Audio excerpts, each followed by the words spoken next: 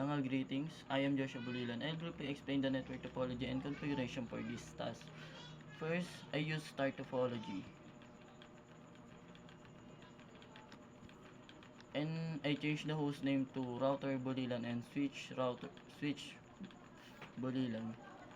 And second is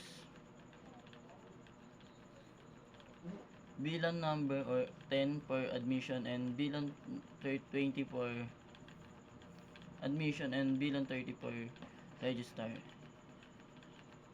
And exit the CLI. And interface range FA or fast internet 012 minus FA0/1. Switch port mode access and switch port access VLAN 10 exit and repeat to fast internet 02 to fast internet 03.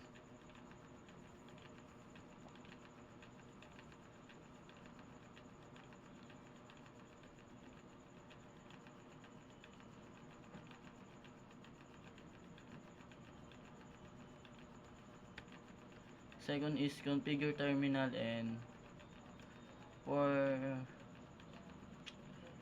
G0/0.10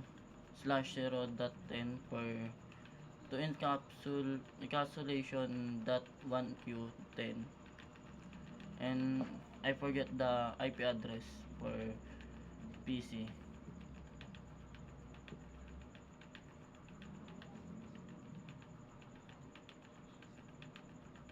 After that, for IP address 192.168.10.1 and for subnet mask, and I repeat that for VLAN 20 and VLAN 30.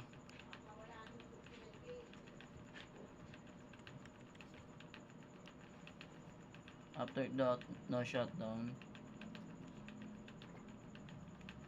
and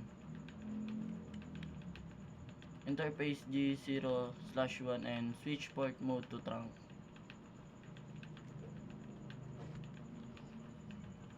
And exit. After that, enable configuration terminal IP route .168.100.0 for IP range and IP route 0.0.0,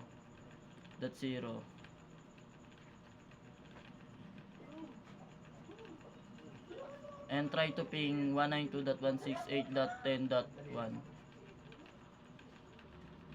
and that's IP for herself, and IP connecting PC to 192.168.20.1.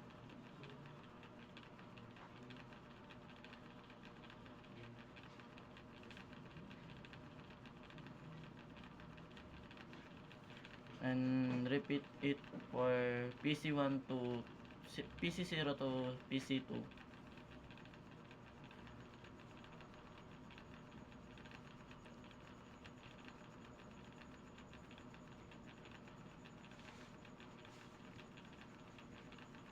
And for the router, show BTP status, show VLAN brief, and for the last is